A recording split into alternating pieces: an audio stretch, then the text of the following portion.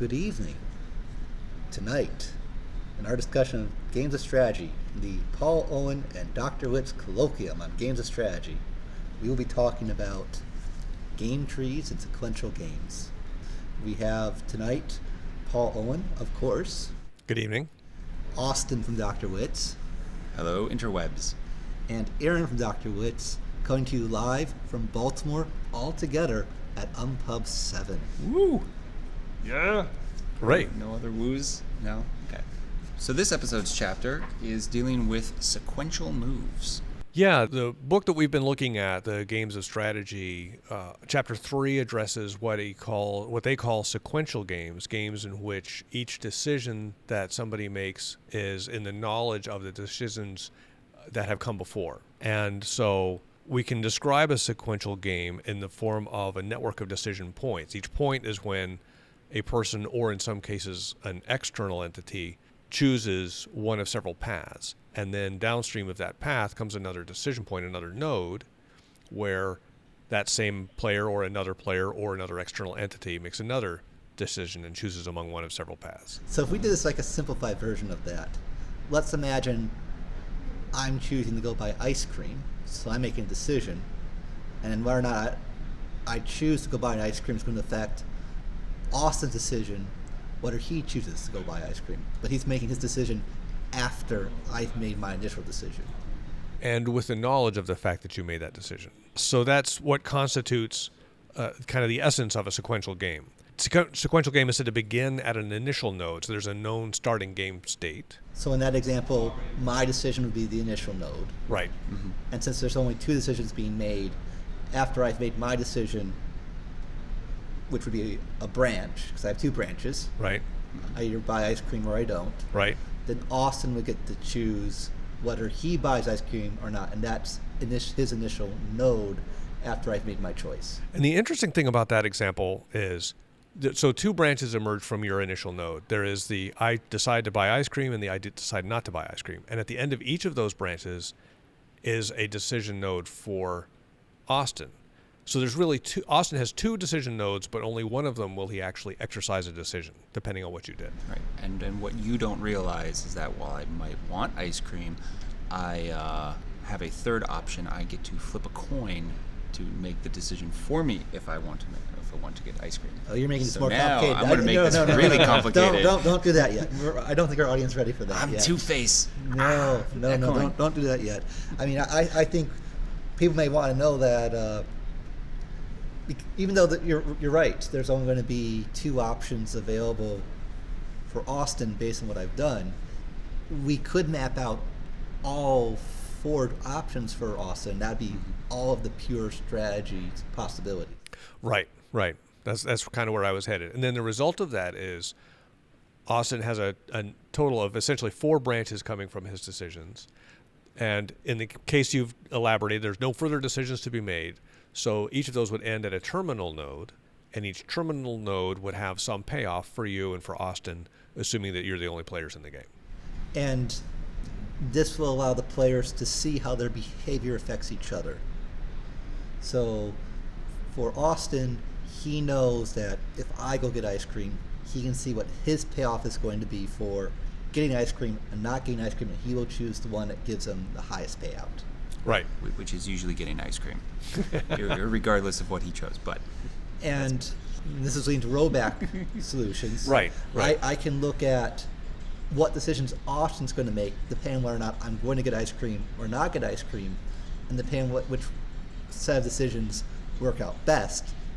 In my case, avoiding wherever Austin's going to be at, it will decide. Generally a good idea. Decide whether I choose to get ice cream or not. So if he's going to get ice cream no matter what I do, I'm going to elect not to get ice cream based on what Austin's going to do. And that's a good point too. So your knowledge of the way the game tree lays out, what Austin's payoffs are and what your payoffs are for each of those cases, allows you to do that rollback analysis. You can work backwards for each of his decision nodes and say, okay, in that case he'll choose to get ice cream. In this other case he'll also choose to get ice cream. So then you can the rollback analysis would essentially say, I'm going to prune from the game tree, I'm going to remove those branches for decisions that I know Austin's not going to make. Because if we were actually to draw these decisions out, it would look like a Christmas tree almost. Right. Sort of a continually branching out network. Except when we prune it, we prune at the base first, go up. Okay. But now that simplifies essentially your decision case to, you know that if you take the decision to get ice cream, you know what the payoff will be because you know what Austin will do. And you know if you don't have ice cream, what the payoff will be because you know what Austin will do. And now you can choose the branch that gives you the higher payoff. Because at that point, there's just one continuous path for Right. my first decision. And so essentially we've done rollback analysis on this particular game that we've described, right? And so we know what's going to happen. We know what your best strategy Aaron's is. going to stay home alone, And we know I'm going to go out and get ice cream. Exactly. And yes. we're both happy. And you're both happy. It's great. Well, we're we as happy as we're going to be. Under the circumstances of the game, right? Exactly. Right, so we've essentially described a game tree, we've described rollback analysis. One thing we sort of glossed over was the fact that there can be decision nodes that don't involve the players themselves. Yeah, I want to get back to my coin flip. Yeah.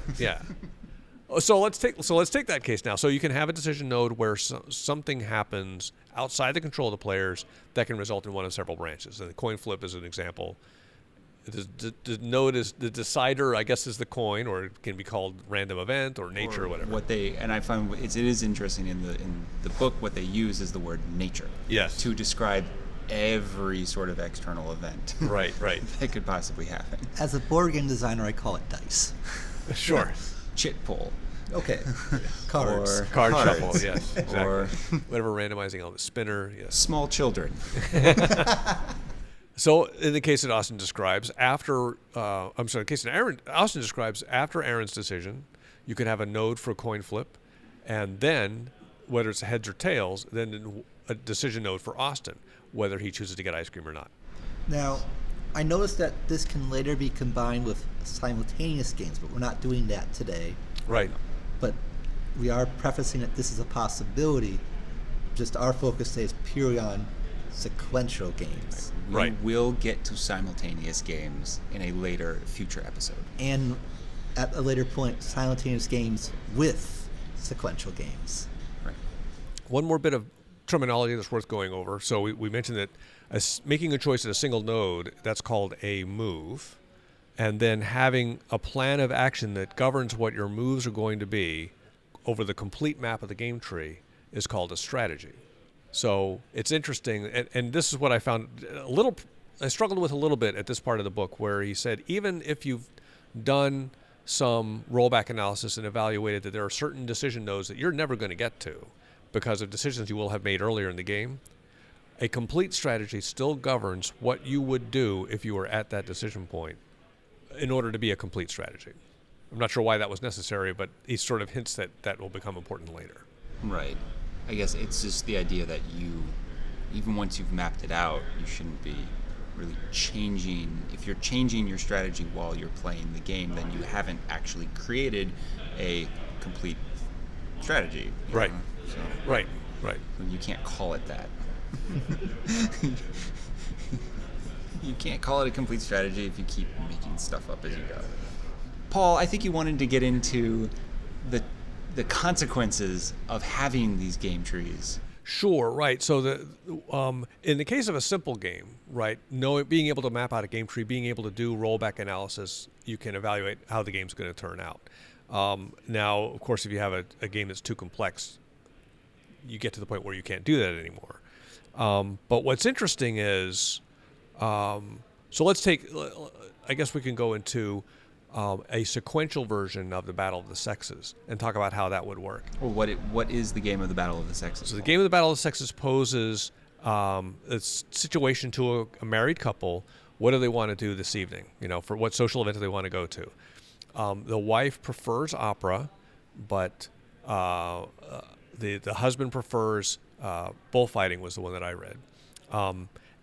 But each of them prefers to go to an event with their spouse over going to an event alone, in any case. Oh, and also the construct of the game is that the wife that makes a decision first where she wants to go, and knowing that, then the husband makes a decision.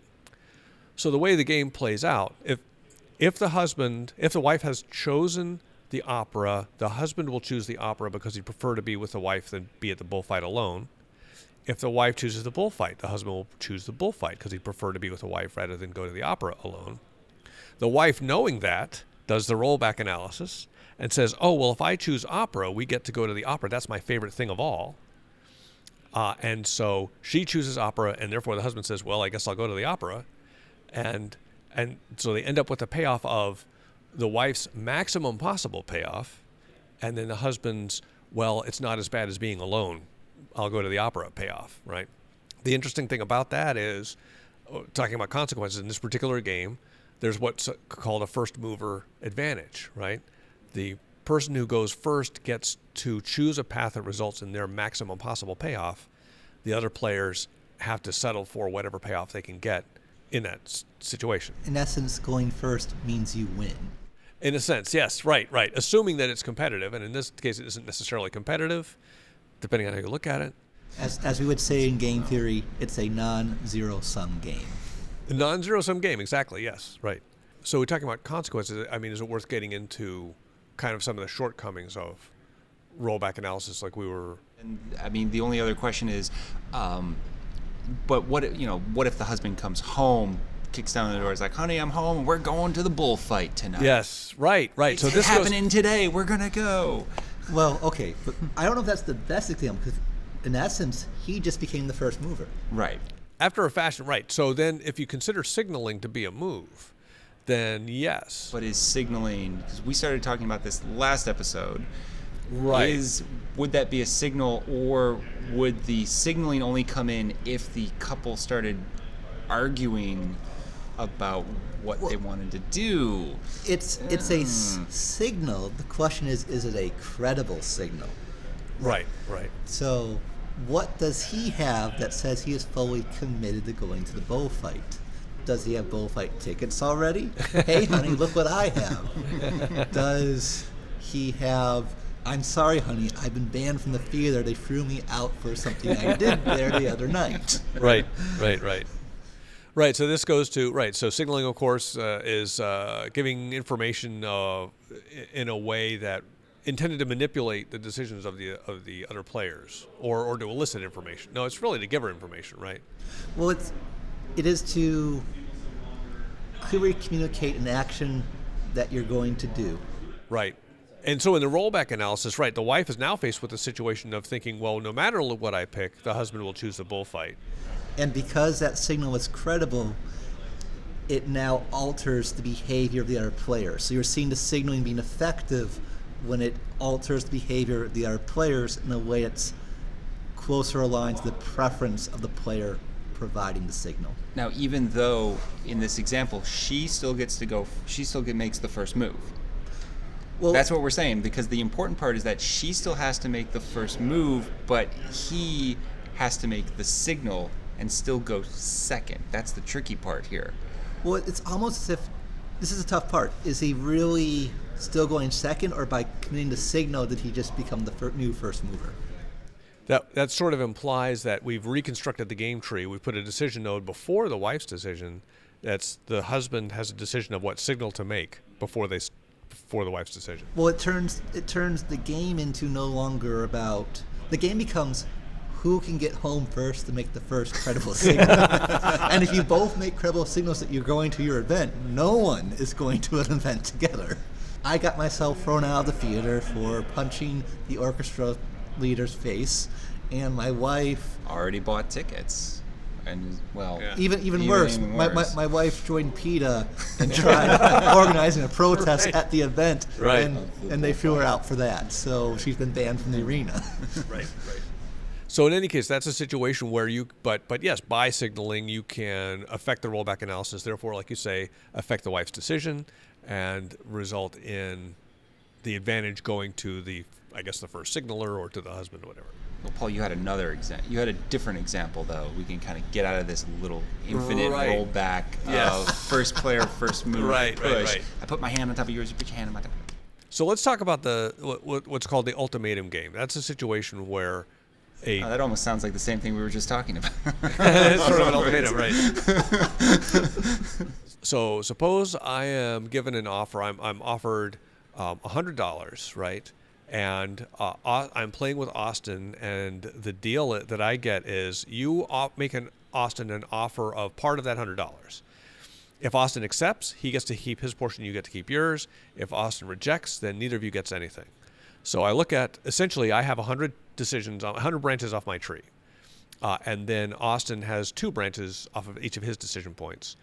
In all cases, Austin's decision is accept or reject, and if he rejects, he gets 0, and if he accepts, he gets something.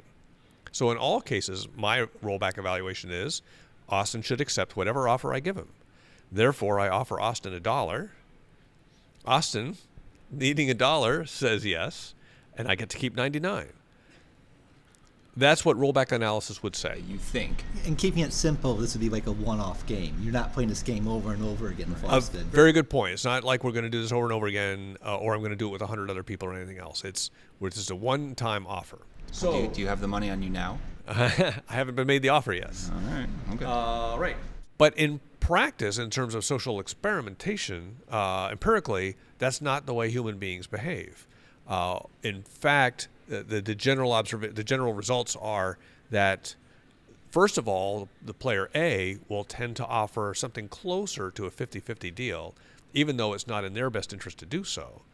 And if they don't, in general, player B will reject offers that are less than between, say, 25 and 40% of the total available. So if you offer me less than $25 to $40, then I'm just going to reject it, even though I'm walking away from $25 to $40.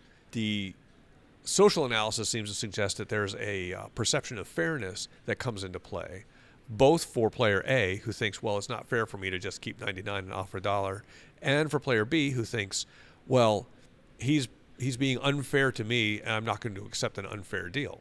Well, and then, from my understanding, there's also research out there that suggests that this ratio can change from country to country and culture to culture. Right. Also, the results change. The players don't know, or the second player doesn't know who decided how much of a cut they were going to get. So, for example, if Austin is told, Paul's been offered some money and you get $25 of it, or you get $1, would you accept that $1? Sure. Well, I get $1. Why not?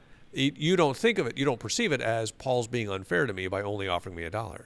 And in that case, people tend to accept a lot. The results tend to be much more in line with a rollback analysis. Now, let's highlight that so we're really clear why that is such a dilemma for game theory. When we do game theory, as we said last time, the payouts tell us the story. Your decisions when you trim the tree are just based on the payouts. And we're describing a situation where people are not following the payouts. One argument might be, well, are the payouts really representing the preferences of the people? Right. You're using dollar amounts here, and we're assuming that the desire for money outweighs the desire for an idea of fairness. The only factor that goes into the payout is just the money, when in fact this research would suggest that there are multiple other factors coming into play. And that hits on a potential limitation of game theory, particularly for a game designer in a board game setting. We are using monies to try we're using this model. Victory points. Victory All points. you care about is victory points. But that's not really true, is it? Right. We're seeing even research in game theory confirming what we have seen when we've played board games of people not following the strict payouts. And so, you kind of have to make sure that if you're going to try to describe a game in a game tree and try to predict the behavior or establish the correct strategy, you need the payouts to reflect what people's actual valuations are. Or you rely on what they say early on in this book, which is game theory may not always tell you what is the right thing to do, but it sure is darn going to tell you what's a dumb thing to do. Right. So I was thinking about this notion of fairness in the context going back to the Battle of the Sexes thing, which is if this is a game that they play every week, and if we played it strictly by game theory, then they would go to the opera every week. But in practice, I think what we know would happen with a typical married couple, out of a sense of fairness, is either the wife would give the husband the first choice, or the wife would simply choose the bullfight. which is not what game theory would predict. But then again, that's a little different because that's a multiple game. Good point. Game where you play the game multiple times as opposed to just once. And if we're doing repeat interaction, then we'd have to start factoring some other variables that could explain a different story in a mathematically reasonable manner. I.e. maximum benefit for both parties over a stretch of time as opposed to maximum benefit over, individually for the one. That's right, winning every game. Yeah. Well, particularly if the participants get into this whole tit for tat sort of situation. Right.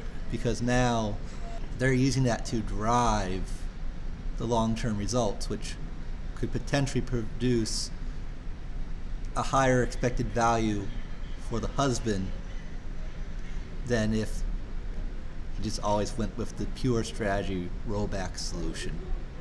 But we will definitely be getting into that later in this future episode. Oh, yes. We're starting to peer into the future now, folks. Wait. I'm going to hold you guys back. Hold you back. Yes, wait. We have to. Because there's so many more ramifications just from the simple sequential version that we haven't hit upon yet. You know what the simple sequential version tells us as board game designers? Whether or not if we should play the game in the first place. If a game is solvable, why are we playing? Why am I playing this game over going to the opera or not going to the opera? I mean, I know I'm going to lose if I'm not going first. Why do I even bother playing? And that's true for any board game. I mean, who still plays tic-tac-toe other than for the amusement of a little child or out of pure boredom to see if someone makes a mistake? I mean, that at this point, that game is solvable. If you play it correctly, it will result in a tie. Having a solvable game can be a problem in of itself. So if that's the case, how do we make sequential games actually work as a board game, actually entertain? Because there are a lot of sequential games. In fact, I bet most games you play are sequential game. There is no simultaneous move in Agricola. There is no simultaneous move in Monopoly. There is no simultaneous move in Catan or Carcassonne. I mean, we can keep going on and on, whether we talk about games that people in the community might despise today or games that people cherish. There's only a few games out there where we're not saying it's Paul's turn, then it's my turn, it's Austin. So the question is, how do we make these games work in a fashion that people still want to play with each other and they still feel like they're actually engaging in some sort of competition of mind and wits versus, darn it, Paul, you're going first today, I'm going to lose. Or darn it, Austin, you're going second today, I'm going to lose. Also known as the second mover advantage. Right. You keep changing that number depending on which move will win the game. Right. Third mover, fourth mover, fifth mover, sixth mover. And that's an interesting point, particularly in the context of games that have little or no luck, right? On the one hand, you can say, well, and maybe that goes to the answer to your question. Part of it is you keep a game interesting by having some random element in it. So poker, for example, part of what makes that game interesting besides the bluffing and so forth is simply the fact that you may draw the right hand at the right time. And I was thinking something similar because, I mean, I'm going to bring up Monopoly because could you imagine playing Monopoly where you don't row and see if you buy a property, have the option to do it or auction it. You actually got to say, I want to buy Park Place, and I'm going to buy Park Place. For Monopoly, once they start doing that, there's only so many purchasing combinations that can take place. We could probably draw up the game tree for that and work it out. Right. And as you say, at that point, Monopoly would become a very uninteresting game. Not that people listening to us already think it's not an uninteresting game, but... Because no one would ever land on community. Well, we might still take community chess, but no one would ever land on luxury tax again. Well, I didn't say pieces didn't move around to pay. I just focus on the idea of buying the property itself in the first place. Yeah. Yeah, essentially, you'd be at the point where you'd say, okay, the solved game says that, Aaron, you're going to get Boardwalk in Pennsylvania and Illinois. Austin, you're going to get Park Place and whatever. And there would be a set optimum selection of properties, and we would just, okay, let's just start with that position and then go from there. So one solution is just to randomize decisions so that if you drew out that game tree, then you would be saying, oh, I've been placed in this position, this is what I should do, but it's no longer predetermined where you're going to be. You're going to discover through the dice what your options are, and then based on your hand start engaging in the trade and negotiation part of the game. Which is why usually when I play, no real trades begin until after nearly all the properties are bought up in the first place. Right. Because you need to see where. Another Did I just admit that I play Monopoly? I think I did. I like Monopoly. Oh my. I should do say too. there are things I like about Monopoly. I'll put it that way. Okay. Another potential solution is just that there's so many moves in the game you can't game it out. Right, exactly. So if I take a more complex game, and chess is kind of the quintessential example. I love the book. It quotes us the numbers. There are, I have it written down here, 10 to the power of 120 possibilities. What's neat about that, it also went ahead and calculated how long it would take for a computer to map out all those possibilities, and it compared it to the lifetime of our sun, which is, I think, 10 to the 10th years. I just found that a really interesting number to have in my back pocket. If anything's longer than 10 to the 10th years, it's automatically not worth thinking about. Granted, what year is your edition? Let's see. I'll have to check. But yeah, so clearly, Well, not that's a funny solvable because game. my edition actually doesn't put it in terms of the length of time of the sun, puts it in length of time of the entire darn universe. Oh, does it? That it just comes in. The length of the universe is like 10 to the 120th, and to do chess was 10 to the 103. So And you have the second edition? this is the second edition. So I think we're seeing right now between the two books the updates. The updates as it goes on. Well, computers have gotten faster between. Obviously, you can't map out the entire game of chess. Now, you could, starting with a late game position with perhaps 6 pieces on the board. That's something you could map out in a game tree. Well, and you get a lot of those games where you practice your end moves, I think for precisely that reason. How many moves can you get a checkmate in when there's these 5 pieces on the board or these specific 3 pieces on the board? Right, chess puzzles that pose, white to mate in 3 and stuff like that are essentially cases of that, aren't they? Yeah. Oh, yeah.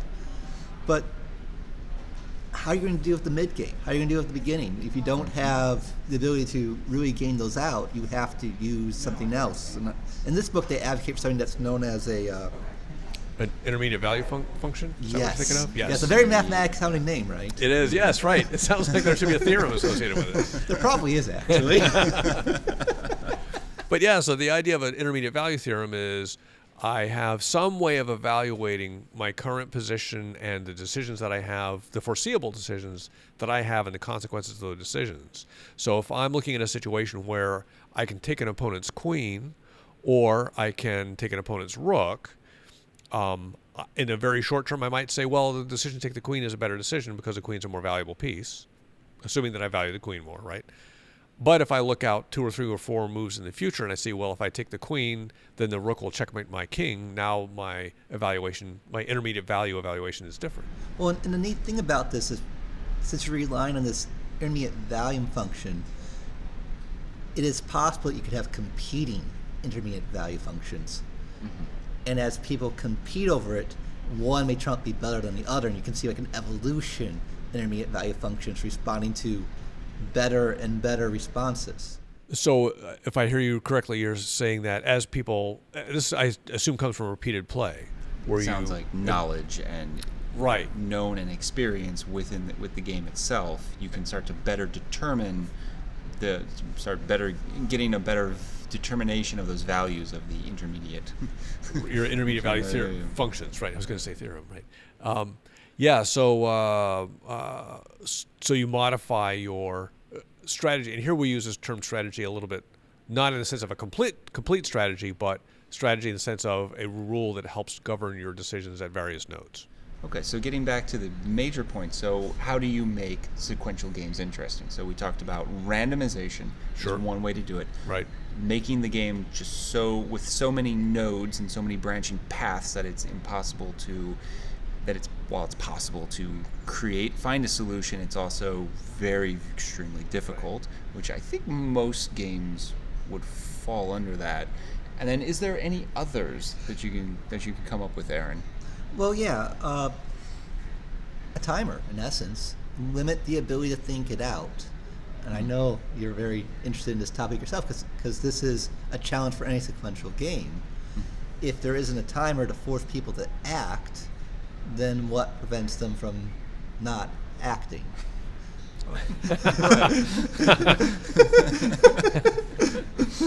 Right. I once heard, or just really last week, I heard a casual gamer explain to a non-gamer what AP is. AP is analysis paralysis. So this casual gamer explains to the non-gamer that AP is when somebody is in a board game and faced with so many options that they freeze up and do nothing.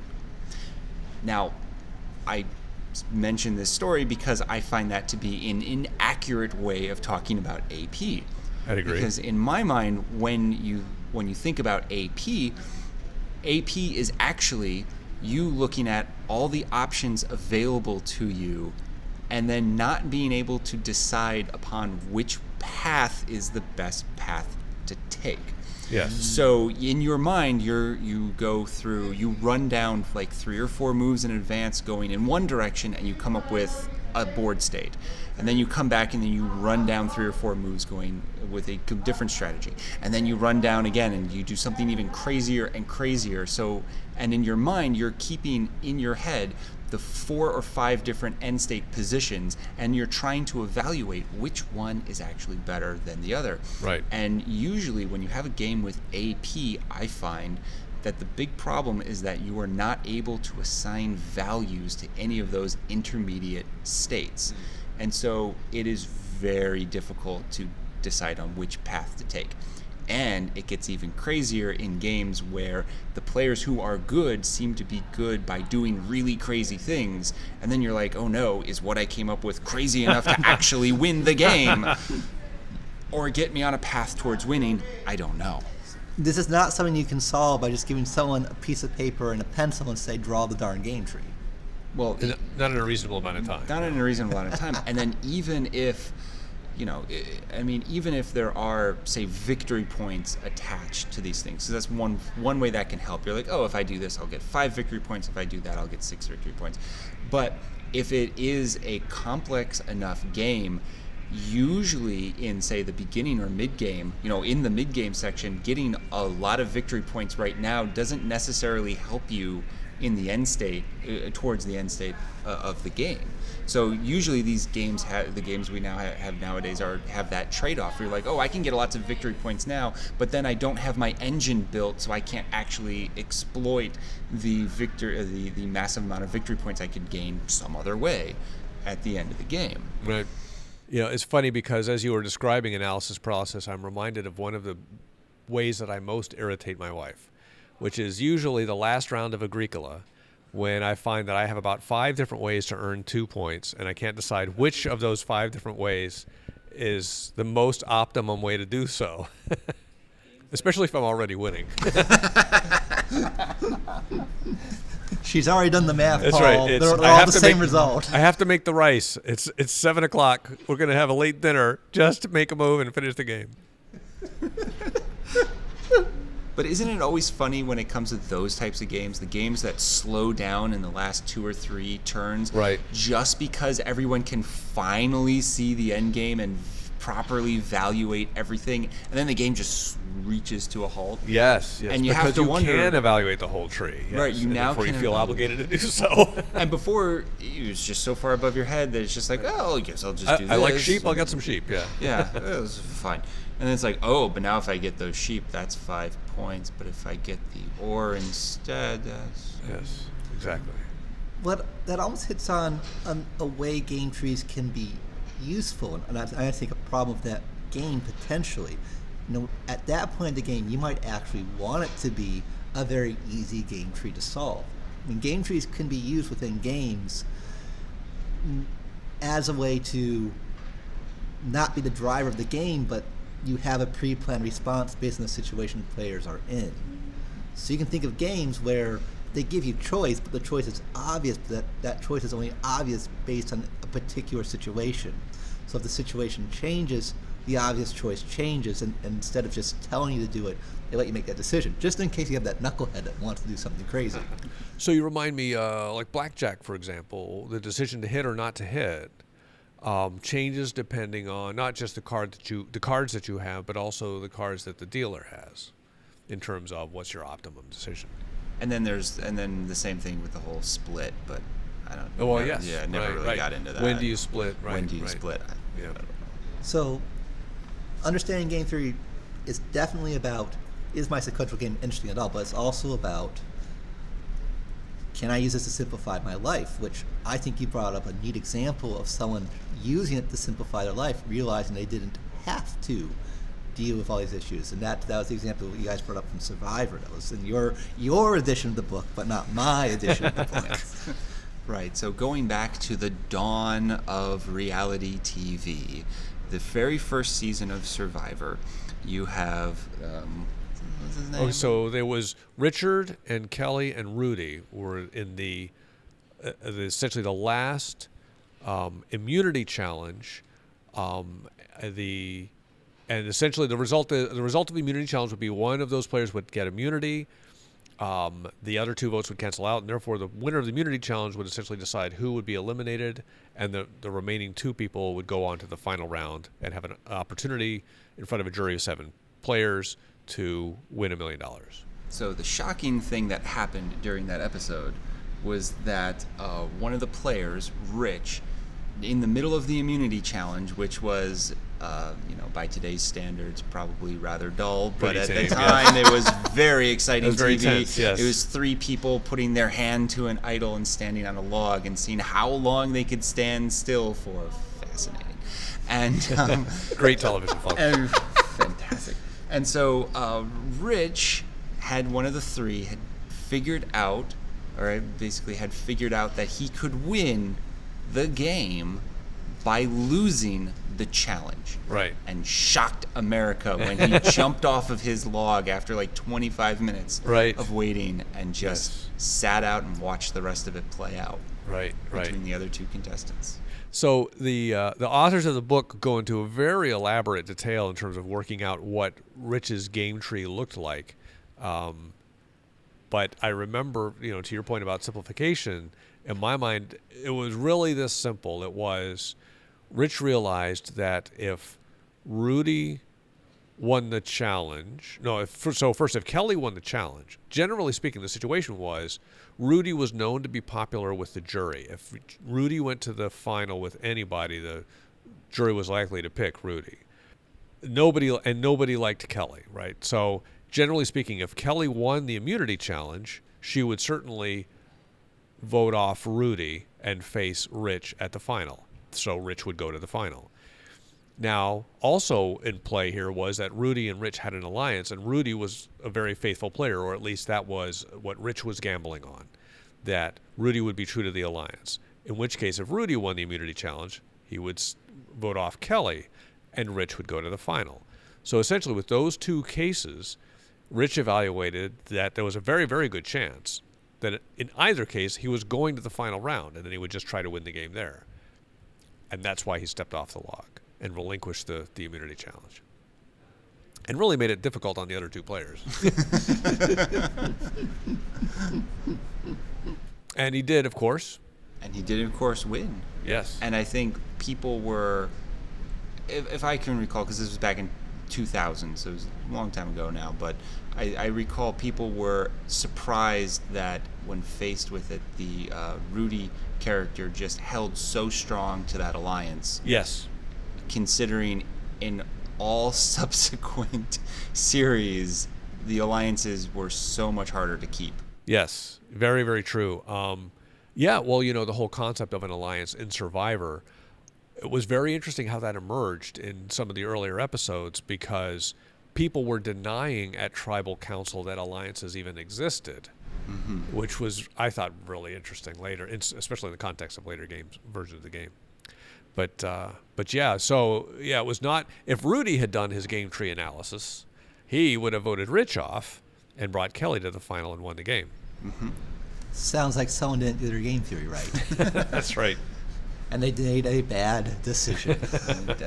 At that point, the first player had already Rich had just made the first move, and he really put the other two into a bind. So as it turns out, Kelly actually won the immunity challenge. What happened is every so many minutes they would switch logs, I think, and during the course of a log switch, Rudy inadvertently took his hand off the idol, and Jeff Probst didn't even notice it. It was Kelly that noticed it and called him out on it, and they had it on camera, and so Rudy was eliminated. Riveting television. Television. It was a golden age. A golden age, right. Don't make fun. Hey, it's a board game. It is technically a board game. It's a board game, right. It's a dexterity game. It's a dexterity by the game. way, the board game Survivor, not worth the paper it's printed on.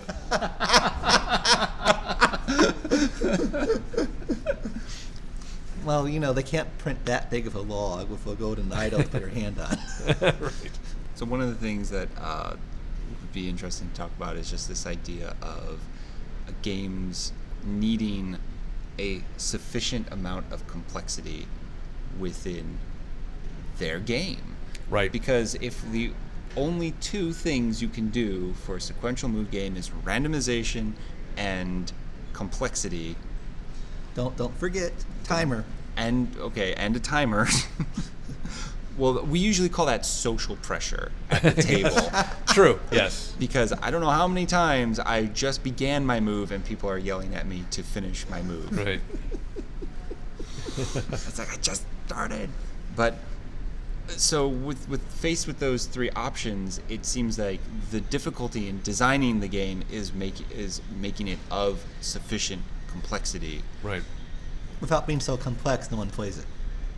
Well, that's the other thing, right? And also without it being so complex that maybe there isn't some hidden degenerate strategy or flaw in terms of, or a Halifax hammer buried in there somewhere. Yes, I'm glad you brought that up. It's a shame because what is generally regarded as a very good game really has kind of fallen into some disrepute because of it. Clarify the game for everybody? Sure. So the name of the game is A Few Acres of Snow. It uses something of a deck-building mechanic in a war game with a map and movement of troops and all that kind of thing. Very innovative and clever design. It was very, very popular for the first year that it came out until this Halifax hammer strategy emerged, where someone claimed, and I think it was validated, that I think the British could win consistently by executing this unstoppable strategy. Because at that point your deck is so thin, you're always guaranteed the cards, and you could just continue to press forth down one specific path, and the opponent had no means of preventing it. So yes. Well, this hits on a challenge because to create that level of complexity in the game, if you're approaching the level of chess, it's really hard for you as the designer to use game theory to make sure there isn't a solvable strategy, because you're purposely trying to create one where you can't. Exactly. So all you can do is hope that over the course of many, many playtests, the law of numbers and averages and opportunities and so forth, that you will find those strategies or potential for those kinds of weaknesses early. Well, you also want to see, are people developing various intermediate value functions? Are you seeing multiple approaches, or is it becoming predictable? Right. Right. And then you get into what makes a game fun and interesting. If every game follows the same course, then it tends to be less interesting as a game, even if it's perfectly valid from a game theory standpoint. And it's just an intermediate value function and not a we've solved the game. It's just we've solved the best intermediate value function. Right. Or are your players just doing the same thing over and over again because they don't understand any of the other possible branches they can take? Right. They want those wild, crazy ideas that they can't think of, that they're worried someone else is going to come up with because they can't do all the moves. Well, I think we're coming full circle here with this.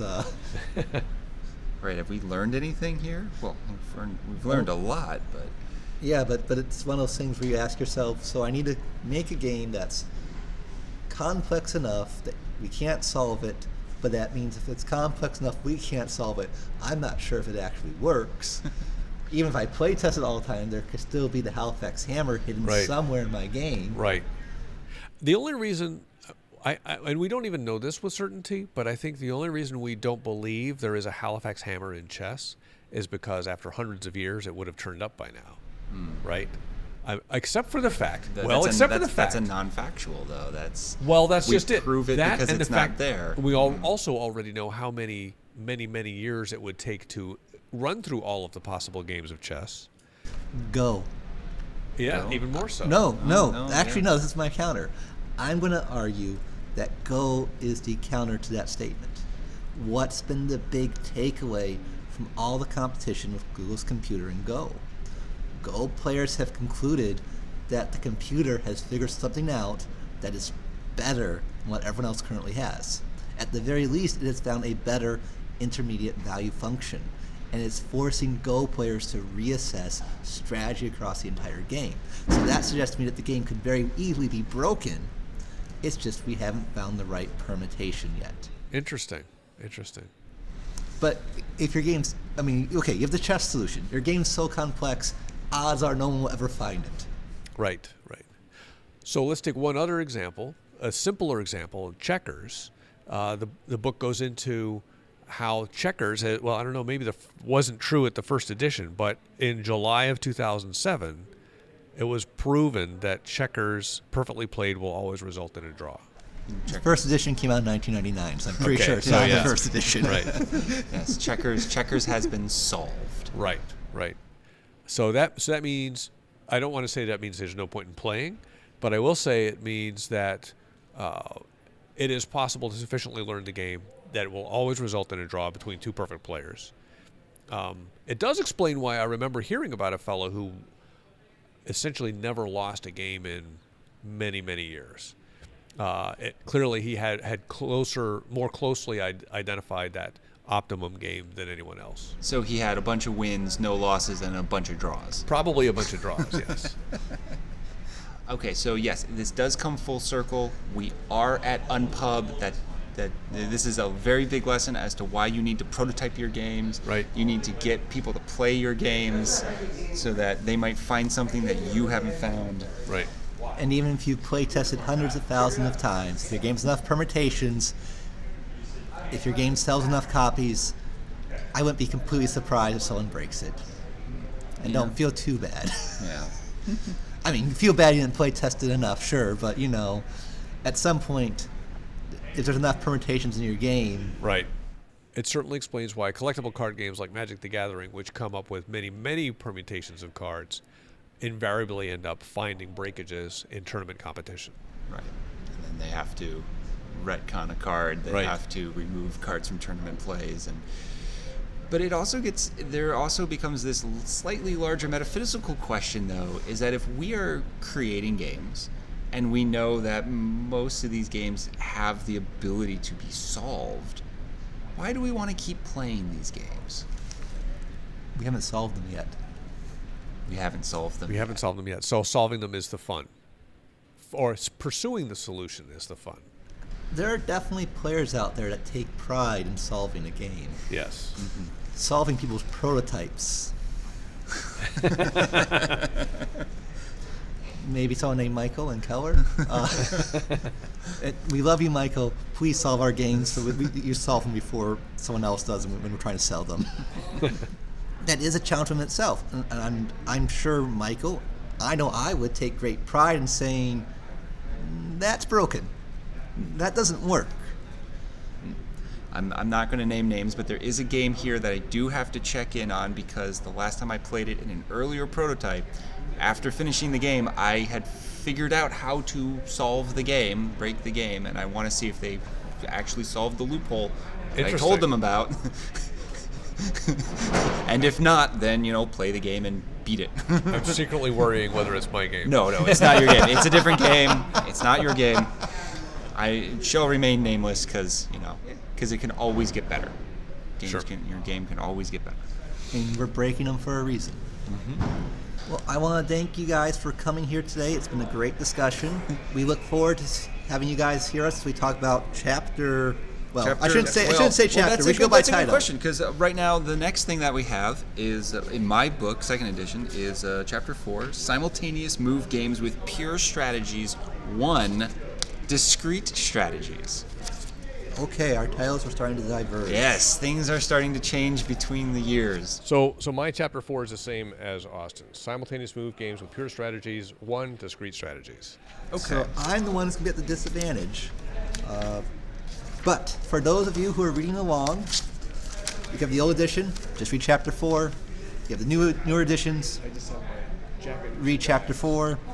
But any case, we're starting simultaneous moves, and we look forward to talking more about that and how this is going to help us be better game designers, or at least understand what's going on.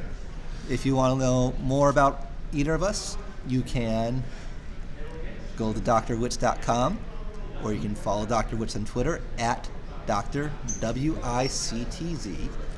You can also follow Paul Owen. He has a blog called Man Overboard. I suggest you look at Paul Owen Man Overboard so you don't mix it up with something else.